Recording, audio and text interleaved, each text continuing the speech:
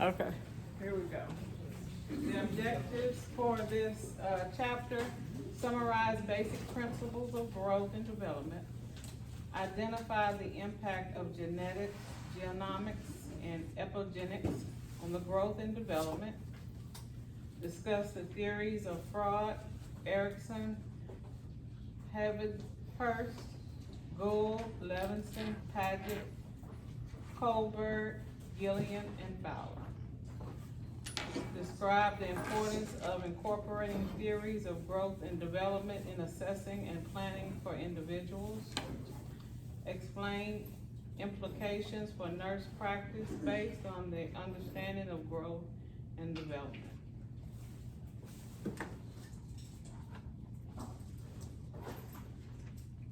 Concept of growth and development. What is growth? Growth is an increase in body size or change in body cell structure, function, and complexity. Development. An orderly pattern of changes in structure, thoughts, feelings, or behavior resulting from maturity, what is that? Maturation. And maturation, experiences, and learning. So as we grow, we develop, we should be going toward,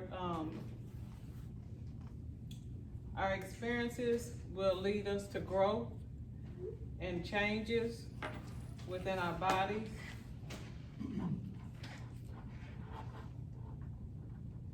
Remember our mental capacity, our cognitive capacity, right?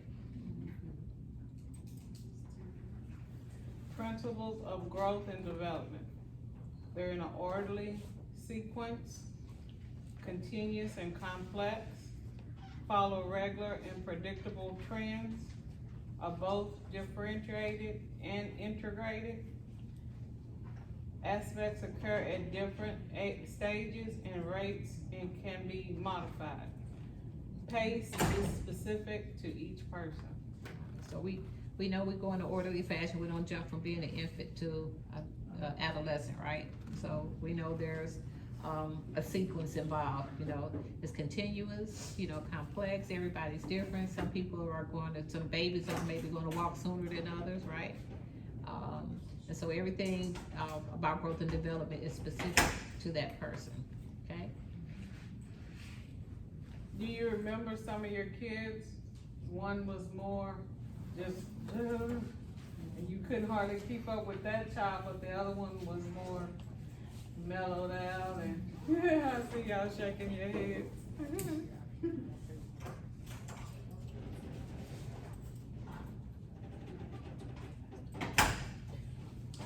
Factors influencing growth and development: genetic history, prenatal, individual and caregiver factors, environment and nutrition, health, illness state, and culture.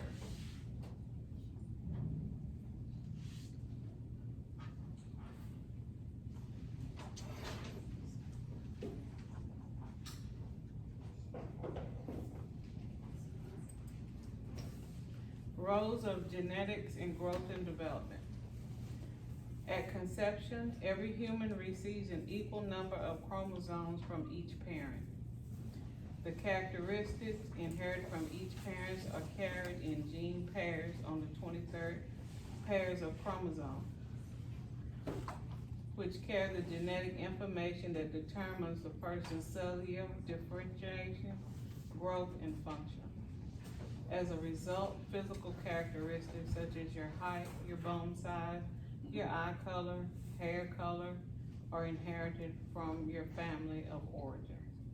Genetics also influence the development of many diseases. All right, so what diseases can anybody think of off the top of their head genetically? Heart disease, Sickle cell.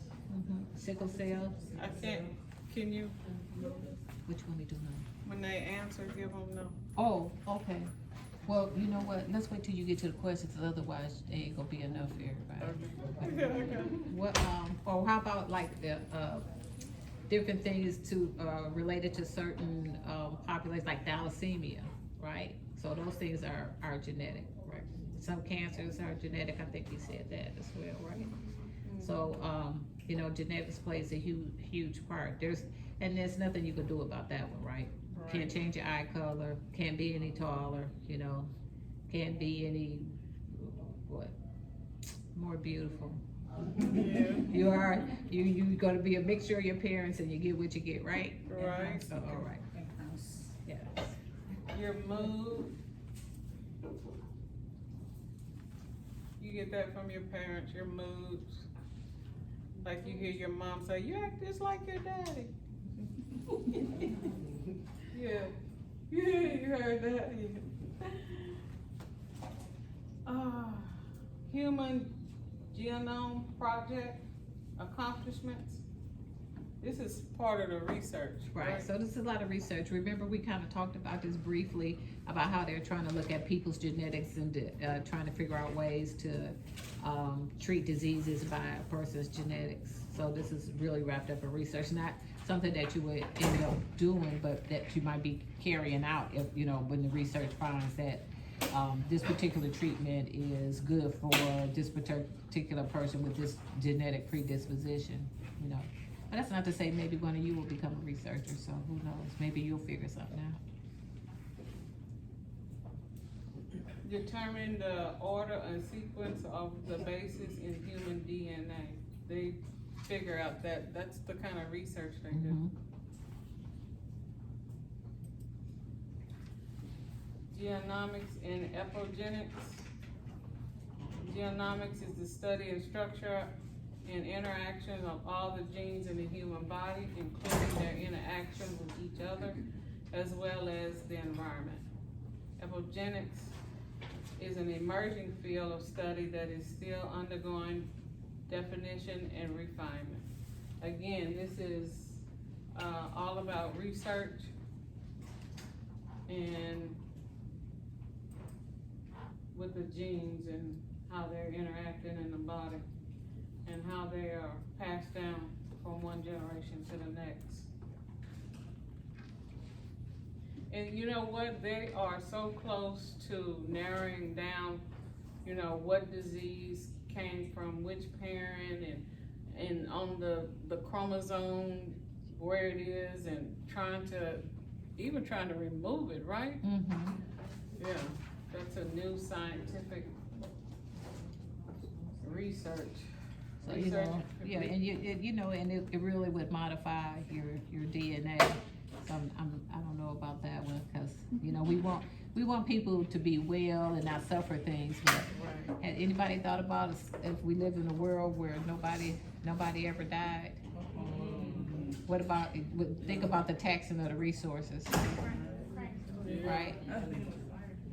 It would be, Wouldn't that be or, something? yeah, And you Yeah. know, they can even modify, if you want a boy or a girl, they're starting to modify that. I'm not sure if I don't know, huh? Sex selection. Yeah. I think you choose eye color too. Huh? You choose eye color, Yeah. certain genes. Uh-huh. so think about that, people start choosing certain characteristics, physical characteristics of people, and then now you have, another, what do I wanna say, discriminatory practice against certain people who are not, who are this tall or this short, or, you know, that person wears glasses, this person, I think it's a slippery slope. Right. That's something to think about, huh? Theories of development.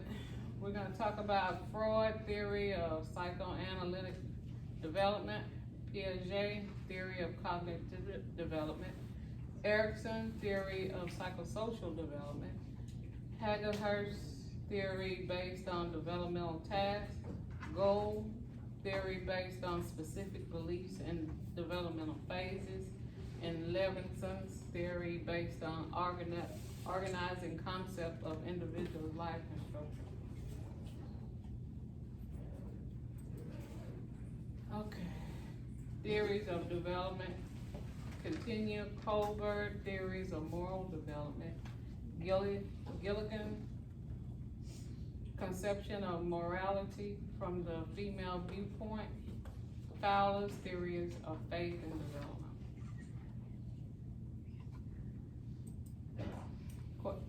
Excuse me. Question number 1. Which of the following development theories expanded the work of fraud to include culture and social influences in addition to biologic processes? Was it Erickson? Okay. You said Erickson? Raise Raise your if you hand if you said Erickson. Right, this is if You think it's Erickson? Raise your hand if you said Erickson. She got goodies for people who answered the question. All right.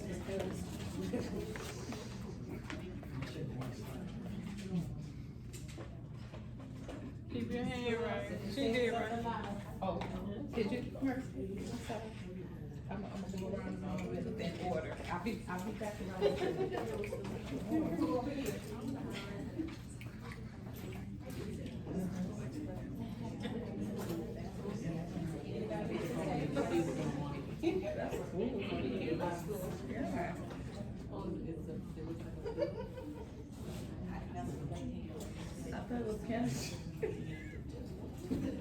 What she said? I thought it was candy in there. Candy. It's a pen. It's a pen, yeah. You weren't food. It says vitamins. Ain't no food. The correct answer is Erickson. Erickson's theory is based on Freud's work, but includes developmental stages. Developmental goals are tasks, psychosocial crises, and the process of coping.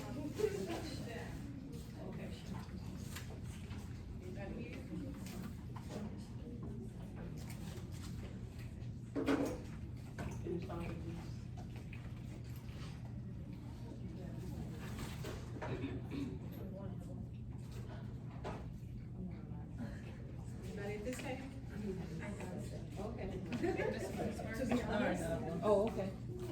Oh, I can't. I got out of order. See, that's why you gotta go in order. Development of preschool. Freud's theory of psychoanalytic development. The unconscious mind consists of processes in the mind which occurs automatically. Your thought process, your memories, your interests, your motivation, what you ate last night, what you did for your birthday. All of these are in the mind. You can automatically recall them. You don't think about them, it's unconscious, but if you had to, you can recall it, just like that. The id, the impulse part of the psyche that responds directly and immediately based on your urge, needs, desire, seeks immediate gratification. Hunger is a need. Right. What else? What else is a need and that you must have? What? Sleep. Think about your current state. You need some rest, don't you? Yes, we do. Right? That can definitely change your mood. personality and Yeah. mood during the day. Yes. So if your need is not met, the person will experience anxiety, anger, and even tension. So if you hungry, everybody need to get out the way, huh? Right? Telling you. Yep, that's me. And if you're sleepy, you sometimes grouchy. Yeah. Come dragging in here in the morning. Oh, gotta go to class. I didn't get enough rest. I was up studying all night. Right. Right. It affects your mood. The ego is a person's sense of self-esteem and self-importance. Everybody has an ego, whether it's big or small. It defines who we are. So if you got a big ego, I know you've met some people with big egos, right? Which is not a bad thing. It means that they have, high self-esteem. You met some people that are low egos too, just kind of timid, and so it's a balance. The super ego is the part of the unconscious that is the voice of the conscious. Do what is right. Have to behave based on learned morals and value. Example, not cheating on a test or returning a lost wallet with $200 in it. So that's part that tells you, just do the right thing. Your You agree? conscience. Yeah. Y'all agree? Yeah, if you do something wrong and nobody saw it, you still know, right? Sometimes that thing will wear on your mind, ooh, maybe that wasn't a good idea, nobody knows, but it still bothers you, right? Right.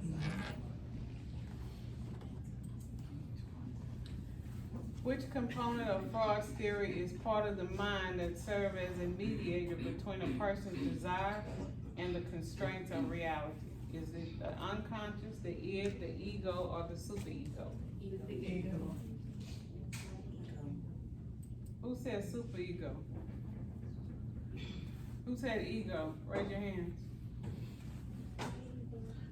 It's the ego. The ego is the conscious part of the mind that serves as a mediator between the desire and Oh the no, I need to bookmark you right there, you got another book? that's it. Okay, well, okay, so some of you all who got the first time, please just, let the other people who.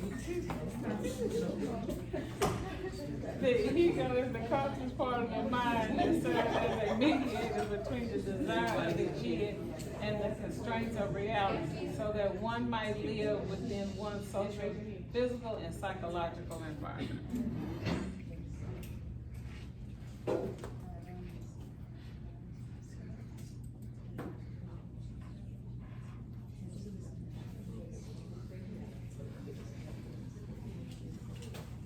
Freud's developmental stages, the oral stage, wants to taste everything at this stage. Oral gratification is normal. So y'all know, how many are moms in here, or parents? Let me see what I'm working with. Parents, raise your hand, parents. Your child, I always want to put something in their mouth, right? I mean, the littlest thing you would not even think they would find, right? That's this stage. It's normal. It's a normal stage. You just have to, I don't know, you just have to get down on the carpet and just look. Cause they'll find Did I miss anybody? Excuse me, because I don't want nobody to beat me up, but, okay. Who? Monica. That's an oral gratification. That's normal. And if you have a parent that comes to you and says, my child is always picking up, and they're like, a year and a half, and you just have to tell them, hey, this is normal. They're gonna go through this phase. The anal stage, 8 months to 4 years, that's the potty training stage. Controlling their bowels and bladder. The phallic stage, the child's identified with the same sex parent. Boys develop an Oedipus complex, and girls, electric complex for girls. Anybody know what an Oedipus complex is? Kind of. Well, you have, what's your kind of? Isn't it like kill your father and Married your mother. So Oedipus was a king who was told he was going to, by seer, that he was going to kill his father and marry his mother. So he went away to avoid this. But you have to read the whole story. But ultimately, at the end of the day, he ended up killing his father and marrying his mother. So it's sort of like a romantic type of feeling towards your parent. Your parents. Yeah. And you have, Yes, exactly. you have little girls that just adore their dads, right? And you can go to your spouse and try to hug him with that girl in his arms, and what's she gonna do? Push you away. That's his phase. It's normal. It's normal. So when you see that, you know what phase they're going to. And these questions like this, you will see this on NCLEX. You will have to identify these stages. So make sure you know them well. I have a question. Has anybody went back and did the research on these, different stages, since they saying these stages are from infancy, but once the elderly get to a certain age, they, like, they reverting back to these stages? Sure, they can revert back to No, I'm these saying they stages. do, but I'm saying, has anybody researched to see the theory? Well, I will say this, there are new theorists that are even new to me, this Gould and Haverhurst and some of these other ones that came out maybe in the 70s and maybe a little later. They don't go into the regression of elderly people into a childhood stage, but more of, and each one of these are new, so I haven't seen anybody that builded upon that part, but just being more, talking about the end of life type of thing and, you know, being reflective about your life and different things like that. But it doesn't go into going back to infancy because that's not necessarily so. You know what I mean? Some people when they age are never going to maybe lose their cognition, or, you know, you have people that are 100 that can run marathons still. So, you know, so everybody doesn't go into this, descend into, you know, wearing diapers again, no. So, yeah, you know, if you are, you know, stay in relatively good health, you know, and then here we go with genetics again, you know, maybe if you have a family history of Alzheimer's, then maybe that is going to happen to you. But if, you know, you're relatively healthy, you know, you stay active, you know, when you get to be elderly, you know, some people just die of old age, you know, they don't regress into anything, that's just it, this motor ran out, you know. Did that answer your question? Mm-hmm. But you know, you can do your own research and see. Yeah. Go Google University. What stage we at? Latency stage? The overt sexual interest in sublimited and attention is focused on skills, peers, activities with members of his or own sex. So that's why they go out and they start having girlfriends and boyfriends. And this is, you know, either your dad probably, you ain't gonna never have no girlfriend or boyfriend, but this is the stage these kids have to go through. You know, they're gonna have little crushes and they're gonna be on the phone all night. I was on the phone all night. This is the stage they go through. Huh? I'll say my daughter has a crush. She has a crush? She's 7. How old is she? 7. Okay. I don't, yeah, that's not unusual. It's where, you know, those crushes where you find, you know, a little boy or a girl you like in class, but then, you know, when you start getting older where you have like maybe want to have a formal girlfriend. My son had a girlfriend in kindergarten. The girl didn't know though. You know, she didn't know anything, but you know, but that was his girlfriend. That's cute. But you have to let them go through these stages. And some people don't understand that. So when you Farentina has a question. I thought the latency stage was more so like, when you see maybe like a group of young girls, let's say the age 7, saying no boys allowed. So they want to stick with girls. Period. So that's what I thought latency stage was. Well, to a certain degree, because see, remember here it says, you know, attention is focused on skills and peer activities, which is, you know, your group of people, right? Yeah. With members of his or own sex. So that there you like start doing things with your group of friends. So when you get your group of girlfriends, you start so they just wanna establishing that stay type of with thing. girls. So if it was boys, they would be with boys. And just Right, but then there's a, want them. you know, overt sexual interest. So, you know, you start kind of, you know, you, Talking about boys. right, and the boys Yeah. start talking about girls, you Yeah. know, and some boy pass by and all the girls start giggling and, you know, that type of thing. You're just doing it with your own group. Right, Just exactly. talking with Yes, yes, yes, yes. Nobody's having a girlfriend or a boyfriend or No. a formal That comes girlfriend or in the genital boyfriend. stage, because Right. now you wanna experience it. Right. The genital stage, 12 to 20, is the final stage of Freud's psychosexual development. The individual develops a strong sexual interest in people outside the family. During this time, the person seeks ways of satisfying sexual impulses and aggressive impulses through competition, physically demanding activity, exercise, and augmentation. Just like the boys playing football, right? Right. So, you know, I'm gonna be like a rooster, I'm gonna play football, and, you know, the girl's gonna wanna date me, you know, I'm gonna be the head cheerleader, right? Right.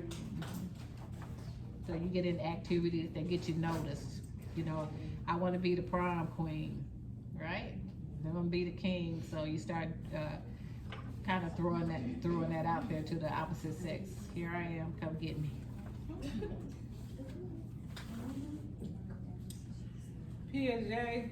Piaget theory of cognitive development. This is the sensor motor stage, birth 2 to 3 years, because it is through the sense of motor abilities the infant gains a basic understanding of the world around them, combined with physical capabilities, and continue to develop, including touching, grasping, tasting, allowing infants to interact and build awareness of themselves and what is around them. And Dr. Sherrod gave an example about her little son earlier, when she would let him go outside, he'd want to touch the trees. He just like, He liked I think he liked just the feel of the bark or whatever. Whenever we would walk, he always go to a tree and just feel it. And I was like, that's kind of weird, but okay. I did. He was very, very tactile when he was young. He wanted to feel things, so he would like feel the trees, or if I was cooking, you know, if I was making meatloaf or something, he wanted to get in there and put his hands in, and, you know, he was very tactile, you know, with his senses. and so that's how they learn. That's how they learn. And you guys have different learning styles too in here, right? Yeah. Are some hands-on learners? Let me see your hands-on learners. Okay. Some are audible. You can just learn by just hearing. Let me see you. Oh, that's good. And what else? Some other learning style? Audible. Visual. Who's visual? I see it down there. You're out there? Cool.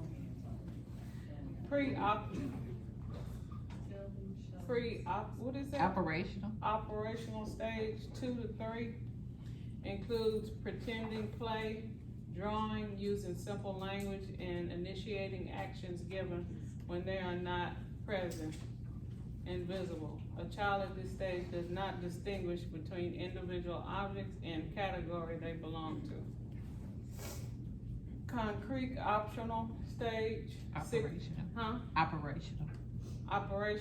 Concrete operational stage 6 to 7.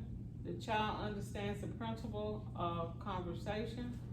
That is, even though there can be a change in appearance and underlying properties can remain the same.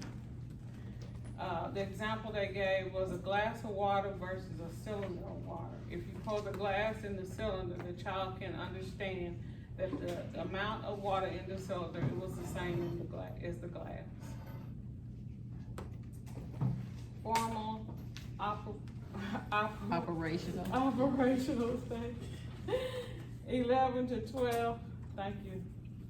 At this stage, children and adolescents can now experiment through forming hypotheses and systematically testing them out by trying out a series of alternatives, just like science.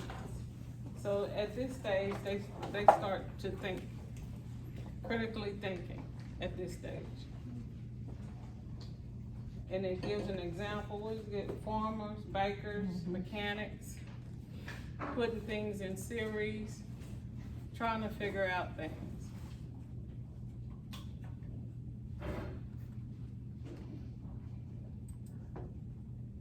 Erickson theory of psychosocial development. Stages of development, developmental goals and tasks, psychosocial crisis, trust versus mistrust, the process of coping. Let's see what I thought.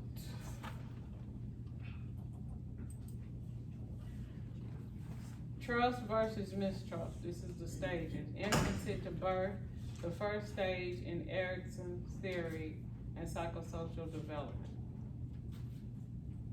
So you parents that have children and a stranger holds their hand out like this, what does your child do? He does this? Or he's like, my child, just go to him. That's the trust versus mistrust stage. Children develop a sense of trust when caregivers provide care and affection. A lack of this can lead to mistrust. And the child depends on you for comfort and feeding at this age.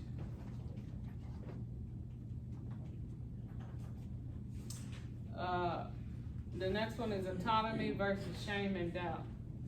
The second stage occurs between the age of 18 months and approximately 3 years. If overly controlled, they begin to feel inadequate, their abilities to survive, and may then become overly dependent on others, lack self-esteem, and feel a sense of shame or doubt.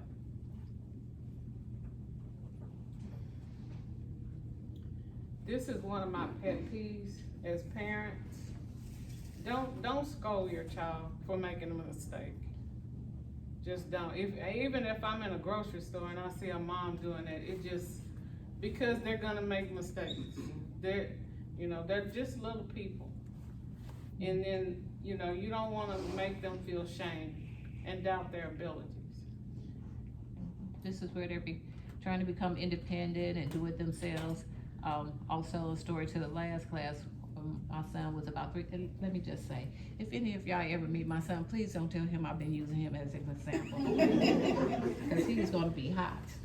But he had he's my only child, and I had, nice little coordinated outfits that he had to wear, on this day and that day. And this day, he had his little outfit on, but he wanted to wear his Halloween socks.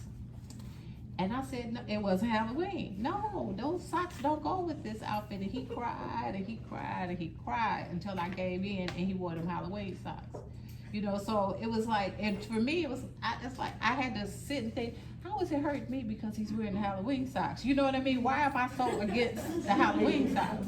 So I was like, well, it's not gonna hurt him to wear his Halloween socks. I gave it, he was happy as a clam, but this is when he decided, he knew what he wanted to wear. He knew what he liked, what he didn't like, so, sometimes you have to, cause you've been doing it for them so long, and then when they start to kind of push back and you realize they're trying to make some decisions for themselves, you kind of like, I know what's best, but you have to pick your battles. Was it gonna kill him to wear his Halloween socks? No, it killed me. It's like, I'm taking you out of public with this outfit on, you got these Halloween socks on, but, he won that battle. So as parents, you have to be, lenient, If it's not gonna hurt them, and that's what they wanna wear, Sometimes they're mixed mac, and shoes mixed mac, and all of that. It keeps down a lot of stress and fuss, right? Just go to the car, That's the only thing you want is them to get in the car, so. So I have a sister at free reign, like a mom. I'm kind of strict, she's opposite. So I go to her house to visit, and she have her little granddaughter, and she just looked very unkept. And I said to her, oh, why is she wearing that? That look dirty. And she said, I said, did you dress her like that? She said, no, she wants to wear that. I said, but it's not appropriate. She said, but that's what she wants to wear. She dressed her own self. She didn't need nobody to dress her. Okay, I just play blind to that. It's okay. So the decisions they make, not appealing sometimes, but at least they're starting to make decisions on what they want to do, what they like or not like, right? And it makes them feel good. They're growing up, right? It's a start. Even with their food, who has picky eaters? I had one. Oh, she's shaking her head. It gets on your nerve, right? Yeah. Another part of their little control. Initiative versus guilt. During initial versus give stage, 3 to 5 children assert themselves more frequently through directing, play, and other social actions. So, yeah. So that's why in clinical, when we ask you in your care plan to find out what stage of development your patient is in, you gotta think about it. And we just go to Erickson, you know. But there are so many other theories about the development of people. Emotionally, psychologically, physically, there's a lot. We emphasize on developmental in terms of Erickson, right? We ask you to do that. But you could have chosen anybody else, right? And go to their age and range that they're supposed to be in for that. So now you have this. So all your care plans shouldn't come with Erickson, what do you call it? Integrity versus despair, or whatever it is that you want to pick for their age, because there's so many other options you have now, right? Okay.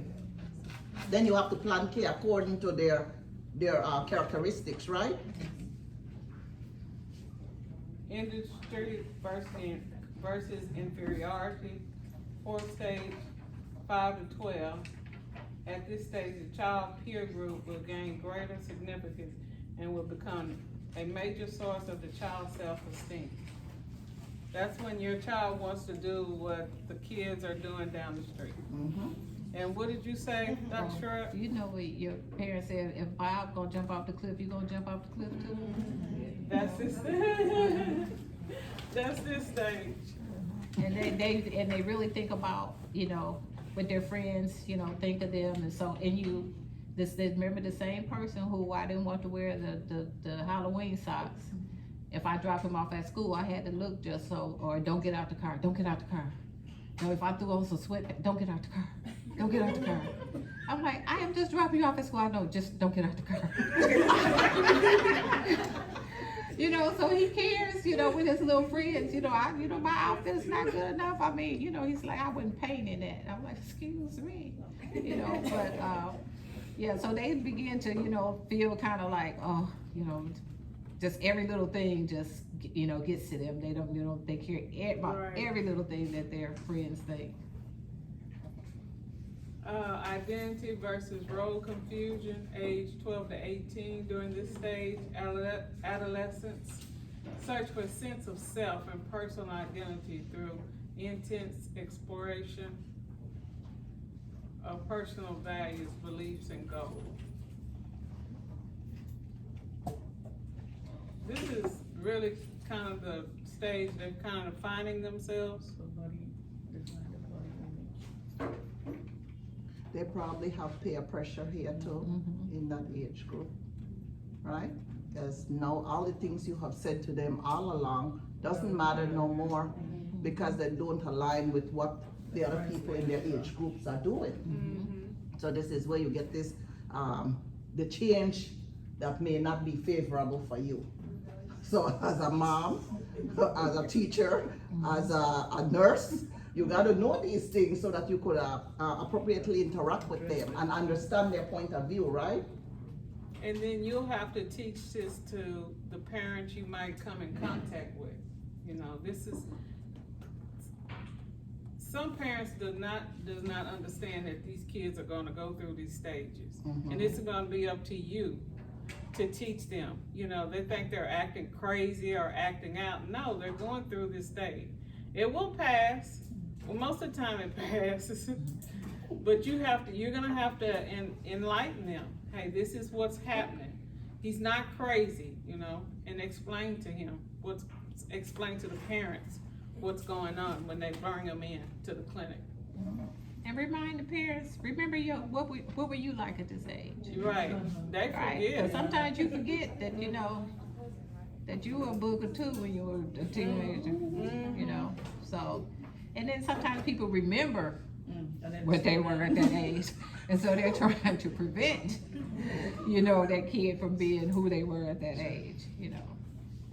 I wanted to ask a question, so when we're Go ahead. teaching, I'm just thinking about a teenager that is pregnant. She hasn't completed her own stage of development. Mhm. Now, as a nurse, you're there trying to walk her through this stage of development and also trying to teach her about Her own her development. own development and then the baby she's gonna have and all that. So how do you teach this stage and then make her understand this stage also? Well, you gotta teach for two. Okay. You gotta teach both. So now you're a parent.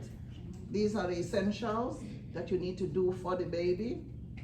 You include her family in the teaching. Yeah, that's what I'm And you gonna teach say. her. And then you said, and for you, you know, returning to school may be a challenge for you or what have you, but your family is here to support you, this, that, you know, people go through this, you know, you have this baby, but it's not the end. Go to school and get, you know, do what you need to do, come home and take care of your baby. Your family will support you because they have to have their own, and maybe the family will help them with, watching the baby while they still enjoy their level, right? Because that's what I had to do. I didn't even have a teenager because some people, they don't go to that at the age that they're supposed to. So I have a 19-year-old that had a baby and some 18 and 19 because of when you start school, you may be in high school still, right? And so now she have this baby. What happened? She was taught in the hospital maybe, but when she get home, because we are nurses, we know better. So what happened? I don't restrict her ability to continue to grow. I step in and help her with the baby, right? So that the baby side is fulfilled and her side is fulfilled. Balance, right? They cannot do it alone, they're at loss. I'm gonna tell you the truth. Who don't have support, it's very challenging. But then that's why you have resources to refer them. Okay. Have the social service person see them, get somebody to see them that could help them in Right. planning and continuing their lives. It's a start for them all over again because now they are parent and they may be rejected by their friends because you have a lot of friends that are youthful, no children, and you like a mother. You're a mother in their view, so how do you think, right, and feel? So all that you have to deal with. Maybe they need counseling, and the school have counseling, right? So all that is a factor. That's why kids go astray because they don't have the proper guidance and support. But as a nurse, you come in contact with that person, then you have an interdisciplinary team all around you. Like she said, social workers, you know, You have counselors too Counselors, in the hospital. even pastoral. That's what I was So gonna you- say. So you your have- counselor could be pastoral. So you will initiate that consult. You talk to the doctor and tell him, hey, X, Y, and Z is going on, and I used to say, I need this for this patient. And they'll write the order for you. You They- could they don't refer need them to- to groups that have kids that have children so young, Okay. support groups. Yeah, I have a friend that her brother, her husband's sister, her daughter, 14 years old. The mom is pregnant, and then the daughter is pregnant. So I was like, oh my God. yeah, no, it was really hard. She's 14, and the boyfriend is 13. I'm like, how did you? I know, and it seems messy for Yeah, us it's so because we are from messy. outside looking in. But when it becomes our family, Different. it's different. And we can't pass judgment. Correct. You cannot Yes. pass Open judgment, mind. even though you want to, like, what is going on over there? But you can't do it. You can't do it. When she asked me, I was like, I don't know. So because- you're asking this question because you Yeah, want to be because I wanna therapeutic. help- Yes, I wanna help her, but I don't know, I just looked at her, I don't know. I asked. You said what the about- boyfriend was 14, 13, and she is And 14. she's When they 14. called the boy, well, how you gonna take care of the baby? He said he's gonna give him $20. I'm like, for what? See? For diapers? He has the daughter take care of his kid. Yeah, Yeah, you took but you see that, responsibility. yeah, but the immaturity to think that $20 That's what will I'm be thinking. okay. How do we So they're know? not mature. Teach enough exactly, really because to- they're not yes. mature, exactly. Yes. They don't even understand what they're doing. Yeah. So support. Yes. The parent have to step up We have to and get raise the dressed child, and get still the 14-year-old, and will raise the baby. Right. That's your role. raise the 14-year-old. The 14-year-old, the 13-year-old boyfriend, and the baby, And getting her to go back to school. and send them back to school. So the mother is probably gonna be more aligned with like being a big sister to the baby, To the baby. you know, rather than the mother. So open-mindedness and teaching, there is an opportunity, Yeah. right? And this child might have learned from that. I couldn't find the right words. Because you don't see this, you don't imagine it being in your household. Yeah. Until it hits you, then you're gonna say, wow, right? Right. I couldn't find the right words. I'm just thinking, she needs to be taught and then. She still need to grow up, mature. She needs to mature, and she shouldn't be deprived of that development still, right? Yeah. Generativity, is that genitive? Generativity versus stagnation. This stage takes place during the middle age, 40 to 65. So that's my stage.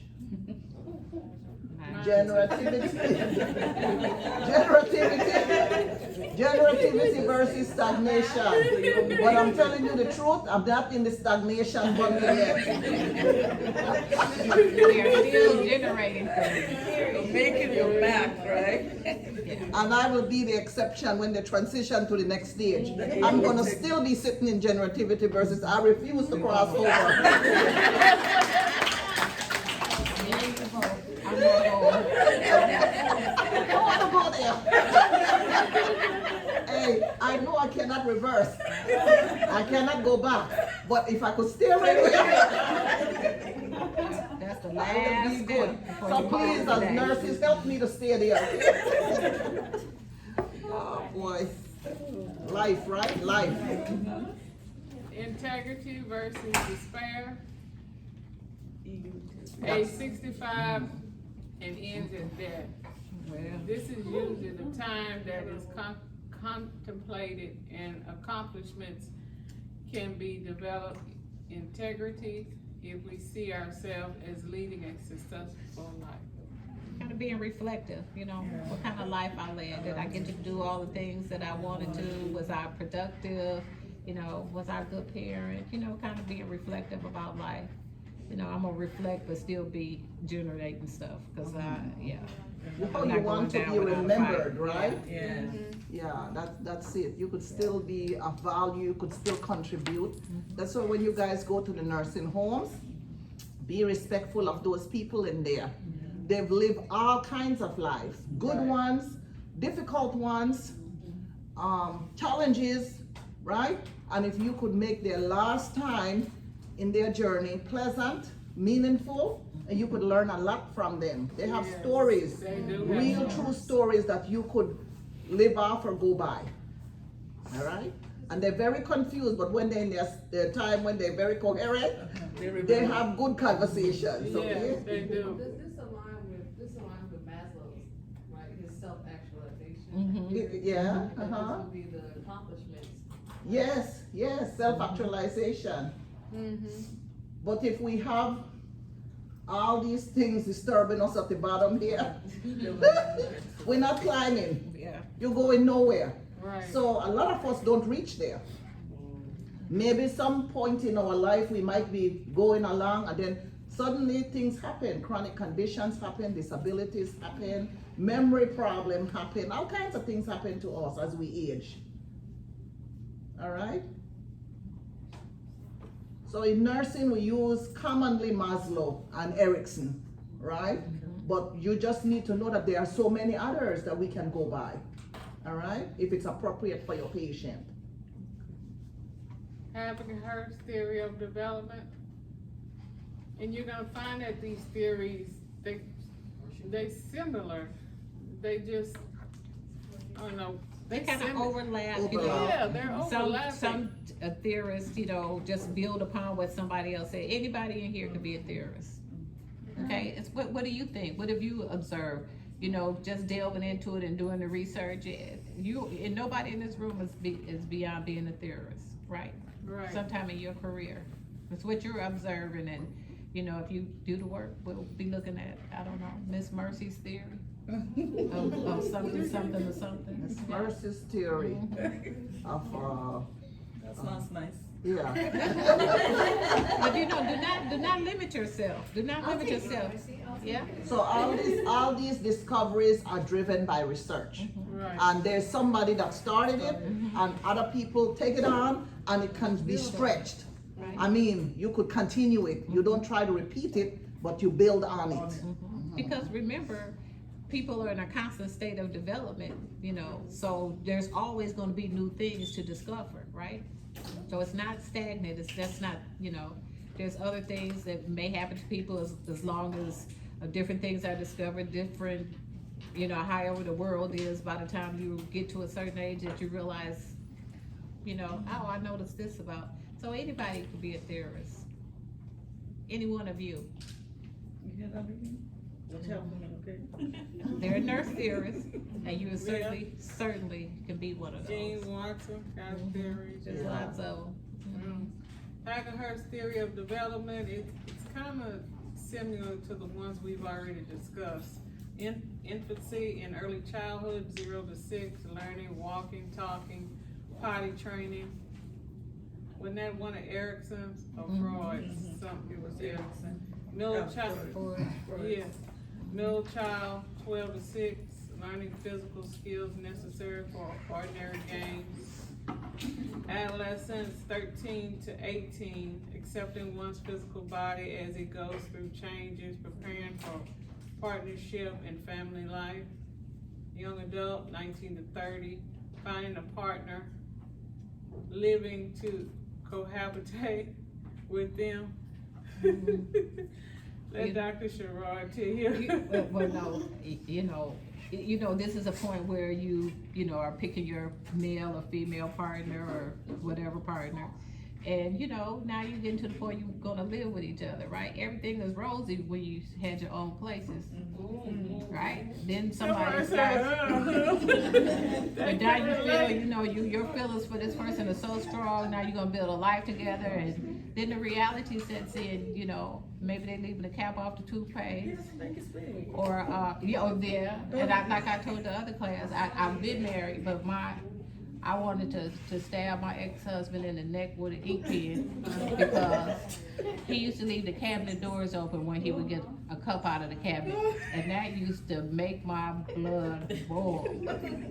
I don't know why that bothered, but you know, it's just little things like that. They're insignificant. But you know, if that's not how you live, you know, you come, you know, or you know, you grew up a certain way in the household, and this is now you melding those things together. So you have to compromise. But it'll be those tiniest things that just make you want to kill somebody.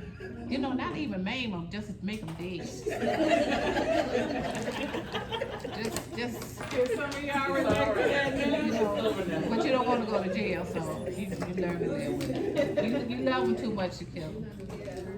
Middle adulthood, 31 to 60, achieving adult civics and social responsibility. Assisting teenage children to become responsible and happy adults. Developing adult leisure time activities. That's where I'm at now. Is that where you at? Well, Middle is that adult- the later maturity, 61 to death?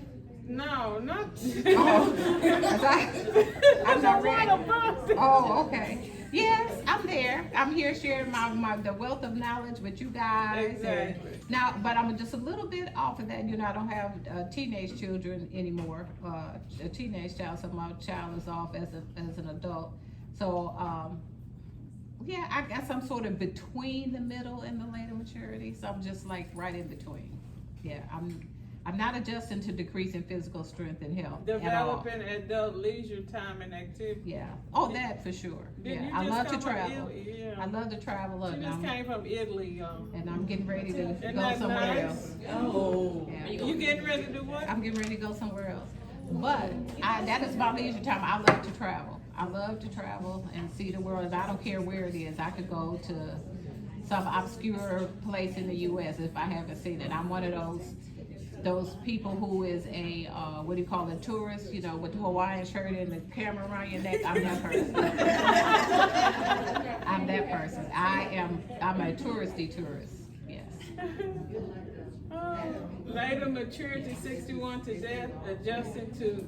And you see, this is what happens when you get to be a certain age. Now you can just get up and go. You don't have to worry about the children, you know, that type of thing, you know, so you're not raising your money as your own, your time is your own, and you go do what you want to do. Well, I think I don't know, what's late to you? What she said? What was the question? So, but what would be late to you? In your 30s, like. Okay. What she said? She said unless you had your kids late. She said what? She said unless you had your kids late. Your child is 10. When you're 50, Well, it's 20, they're in college. But I will say That's this. my opinion. Well, Everybody's entitled. I agree with you to a certain degree. So I had my son when I was 29.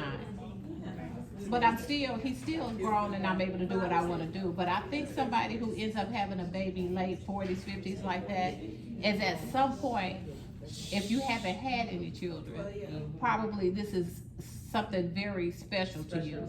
That maybe you thought you weren't ever going to have a child or something like that. You know what I mean? And so I don't think it's, you know, but you got to remember, you able to do all your things up Career, front. build a career, get it together. Right. Yeah, so you're able to do a lot of your things up front. Without letting any child. Right, so you win either way. I think so. Whatever you decide. Yeah. Question number 3. According to Hagenhurst's development theory, what would be tasks for the adolescents? Oh, okay. Antidepressants, huh? What she said? Somebody, tricyclic antidepressants was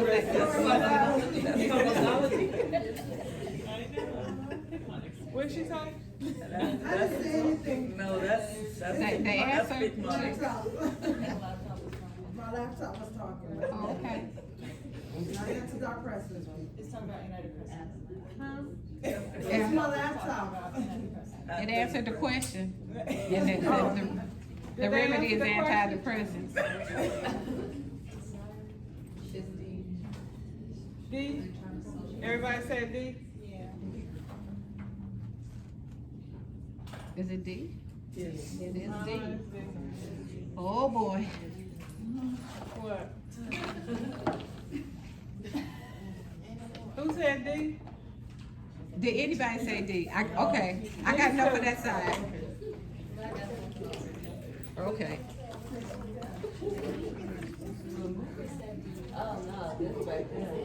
Those two, that didn't get anything. Goals theory of development continues. You guys can finish reading that at your leisure. Adult and young adulthood. Levinson's theory of development. Individual life structure. Patterns of life formed by 3 components. Self, social and cultural aspects of one's life, including family, careers, religion, ethnicity, particular set of roles in which one participates, husband, father, friend, or student.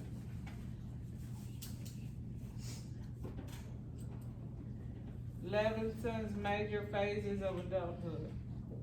Early adult transition lasts from 17 to 22, when an individual leaves their home and family and establish their independence. During this time, people begin making decisions about their careers, education.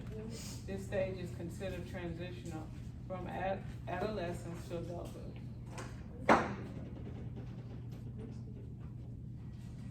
Entering the adult world, age 22 to 28. During this time, people solidifying their goals and decide on a career.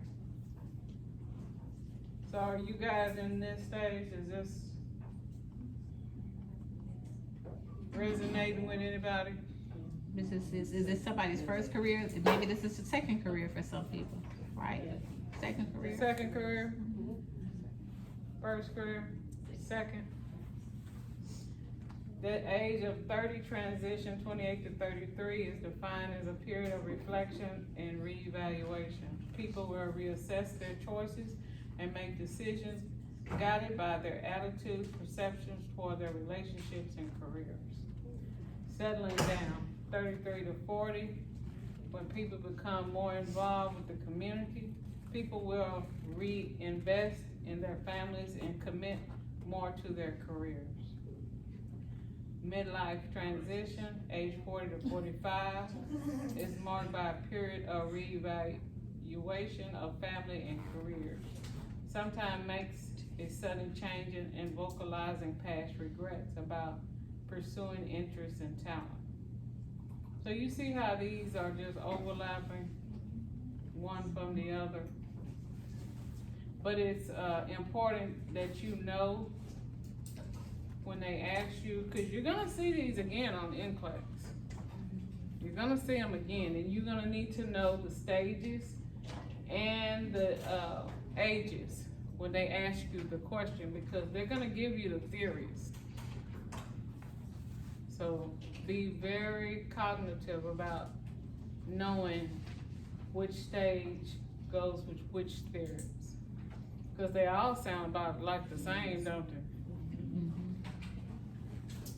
Entering middle adult, 40 to 50, during this time, people commit to decisions and act on choices made based on reflective period in the processing stage. Late adult happens at 60 to 85, is broken up into two periods, the stable period and the transitional period. So I think I'm in the stable period. You think, Dr. Sherrod? Well, let's see. The stable period. You in the stable period? I guess so. Yeah, I guess that's where I am. Tell whether the following statement is true or false. True or false. Levinson and Associates based their developmental theory on the organization concept of individuals' life structure. True or false? I can't hear y'all. True. It don't matter, cause then you ain't enough for all the truth. What'd you say? Oh, you need to bring 2 boxes next time. I had 2 boxes. I didn't know I was gonna teach 2 classes. Oh, okay. So let me just ask this, is there anybody who didn't get anything? Okay, can I just give out the rest to Yes, whomever yes, didn't get anything? Okay, please let it only be 4 people. I'll just let it be 4 people. Cold-birth stage of moral development. Pre-conventional level entering is the earliest period of moral development, shaped by the expectation of adults and the consequences for breaking rules. Obedience, stage 1, obedience and punishment. Obeying the rules is important because it's a way to avoid punishment. Stage 2, individualism and exchange. Children account for individual points of view and judge actions based on how they serve the individual needs. Conventional level is marked by the acceptance of social rules regarding what is good and what is moral. Pre-conventional level, at this level, moral development, people develop an understanding of abstract principles or morality. The 2 stages at this level are social contract and individual rights. The idea of a social contract and individual rights causes people in the next stage to begin to account for differentiating values, opinion, and belief of other people. Universal principle. Stage 6, cold birds, final level of moral reasoning. At this stage, people follow the internalized principle of justice, even if the conflict with the laws and the rules. Right. So think about this abstract reason in this way. So we all know that killing someone is against the law, right? But maybe you were saving your own life, right? So generally, I mean, that's not something you would normally do, but maybe you were defending yourself. But at the same time, you did take someone else's life. So, you know, everything is not in black and white, and there are some decisions that you have to make that may be morally conflicting, but, you know, there may be some extenuating circumstances, right? Question number 5, tell whether the following statement is true or false. In Fowler stage 5, conjunctive faith, older adolescents and young adults become more responsible for their own commitments, beliefs, and attitudes. True or false? False.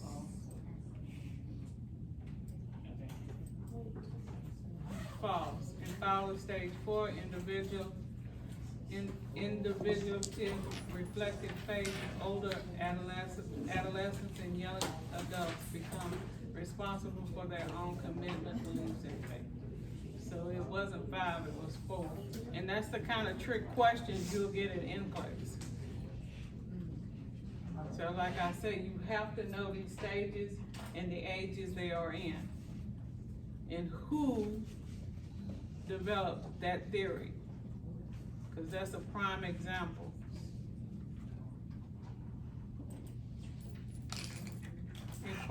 Incorporating principle of growth and development. Know the various stages of cognitive, psychological, moral, and spiritual development. Maintain flexibility in assessing people and respect the uniqueness of each person. Anticipate possible regression during difficult periods or times of crisis. As a nurse, you're gonna come across many unique, like she just gave an example of the 14-year-old that was pregnant by the 13-year-old male. You're gonna come across a lot of situations like that. And you're gonna have to hold your composure. Cause you're gonna wanna go and shake the parents or do something. I mean, that's what's going on in your mind, but in reality, you're just gonna have to hold your composure and then try to talk and reason yourself and them through that. Cause that's a crisis, that's not a crisis for you, but it's a crisis for them. And you're gonna have to pull out every resource in your repertoire to help this family get through this period. They will get through it, but as a nurse, you're gonna have to help them. You're gonna have to call on favors from social workers and, you know, getting prenatal care set up and counseling, pastoral, but it's, you know, for a family. Not just this scenario, but other scenarios similar to it, okay? And when we look at the anticipation of possible regression during difficult periods, if you take that same example, so this young lady, she's 14, now she's pregnant, and now she's maybe regressing a little bit, relying a little bit more on her mother, want to be, you know, around her mother more, maybe kind of being a baby herself, you know, because, you know, she needs that comfort from, you know, her mother. So, you know, things that maybe she was more independent on, now she's not doing so much, you know. So, you know, anybody, like when we're sick, we don't function at our best, you know, we kind of regress. And, you know, you always hear the story about, you know, how when women, you know, are sick, you know, they push through it, but when a man is sick, he becomes a baby, right? He can't do nothing, right? Ain't that right, Salvador?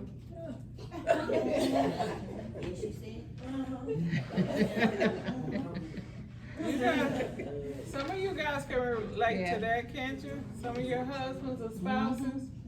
Yeah. I mean, they just turn into one of you. I mean, you taking care of the kids and them, right? Huh? Mm-hmm. Yeah. What do we have for dinner? You're not cooking it, Ken? Don't you see I'm almost dead? But, yeah, so those are things, you know, a little lighthearted, but at the same time, you know, when certain crises happen, there's a lot of regression in the way we behave, right? And, you know, and understanding environmental and cultural influence have a strong effect on development. You know, you are gonna develop according to, you know, how your family functions. You know, if you have a kid that you don't allow to do anything, you do everything for them, they're not going to be independent, right? Some people are forced into independence because, you know, maybe, you know, you have a single mother, she's gotta work 3 jobs, you gotta be a latchkey kid, let yourself in, learn how to make your meals, that type of thing, right? Bless themselves. Mhm. So depending, you know, depending on what your Something must be wrong with my situation is. kids. What'd she say? Must be wrong with my kids. As I'm still doing for them. Understand that environmental and cultural influence have a strong effect on development. The family, you have to understand the family. Before they get to you, there's a family dynamic that's going on. That's why when you take that health assessment on your patients, you ask all the in-depth questions, so you can get a real clear picture of what's going on in that house. Because I'm gonna give you an example. Like, if you're a home health nurse and you see what's going on, when the patient leaves the hospital in a controlled environment, but once that patient gets home, they're back in their own environment. Are they taking their medicines like they supposed to? Nah. But if you fill up that pill box, that'll tell the story for them. So you have to think like that. You know, their environment, their culture, what are they eating? Grandma has CHF, she can't have all that salt. So you're teaching. But you know, some cultures, they season their food to death. I ain't gonna call no names though, but y'all know who I'm talking about. They season their food to death. All that salt and, Cajun season, there you go. What'd she say? You know what I'm talking about?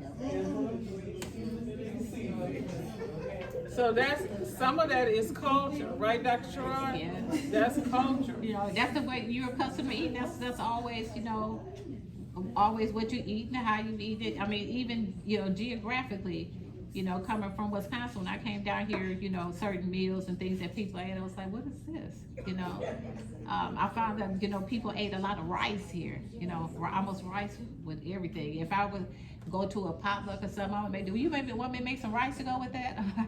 No, you know. Everything doesn't require rice.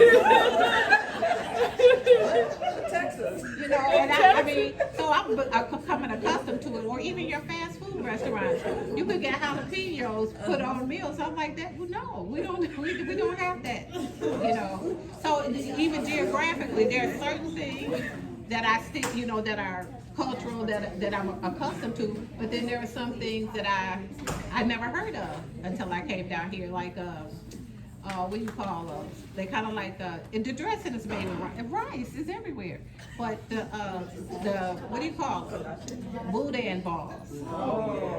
And people were asking, us, like, what is that? What, you know, I never heard of such a thing until I came here. More rice, right? More rice. Rice is in everything. Rice is in everything. So as a nurse, you're gonna have to, when you're teaching, you're gonna have to be cognitive of the culture that you're teaching. Because, I mean, people have grown up on that, you know? So, but, you know, like she said, a lot of rice, which, as we know, is a starch, which we also know turns into sugar, which we also know is not good for diabetes, right? So then, that's how you got to teach it and break it down, you know? That's why their sugar levels are up, cause they eating rice every meal. But We eat that's, rice every meal. but that's. Culture. It's part of their culture. Culture, rice in every meal. Every day, every day. Really? Every day we eat rice. If rice is not served in the house, we didn't have dinner. That's culture. It is very Yeah, cultural, it's and a remember, geographical as well. So you remember where a person comes from, they might be, so even like down here, you serve a particular kind of fish.